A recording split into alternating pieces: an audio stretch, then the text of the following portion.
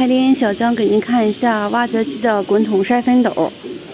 这款是滚筒筛分斗，它主要应用在河沙分离、筛土、筛沙石料等等的，大块筛成就是大小块筛分。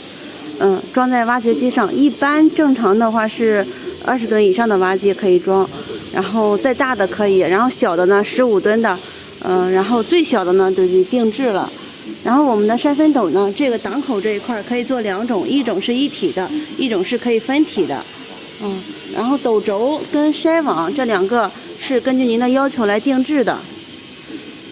筛网孔做的筛网孔越大，用的料会越厚；网孔越小，用的料会越薄。然后筛网片呢，可以做2种，一种是可以拆卸的，一种是一体的。然后这个进料口这一块都是有做加大的这个料，